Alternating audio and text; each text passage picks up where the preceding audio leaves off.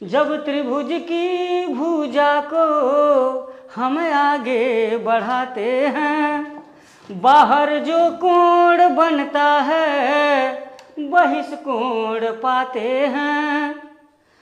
इसके मान के लिए पड़ोसी छोड़ देते हैं। ये इसका पड़ोसी कोण है और इसके दूर वाले हैं। इसके मान के लिए पड़ोसी छोड़ देते हैं। जो कोण दूर होते हैं उन्हें हम जोड़ देते हैं।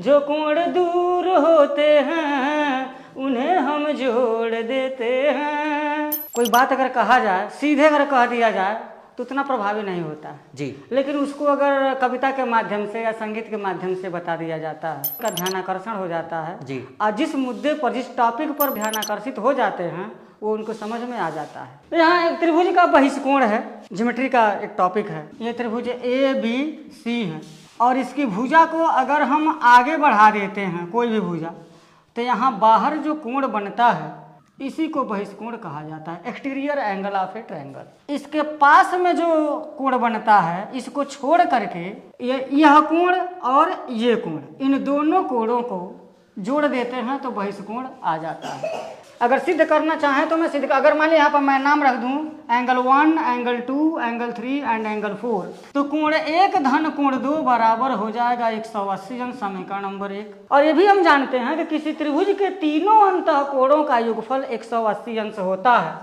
तो यहाँ यानी कि कोण 2 धन कोण 3 धन कोण 4 ये भी 180 अंश के बराबर हो जाएगा। इन दोनों समीकरणों का राइट हैंड साइड अगर बराबर है तो इसका लेफ्ट हैंड साइड भी बराबर ही हो जाएगा।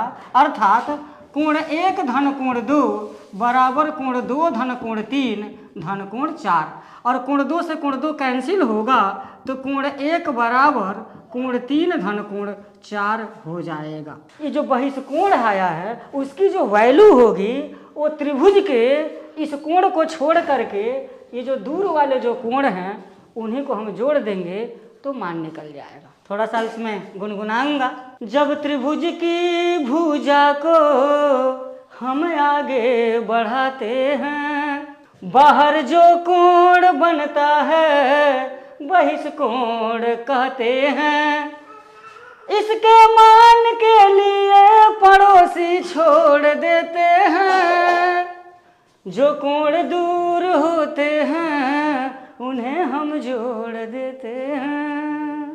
चलेगा, बहुत बढ़िया है कि आप गाने के साथ साथ पढ़ाते भी हैं इसमें। जैसे इस तरीके से समझ जाते हैं इसको।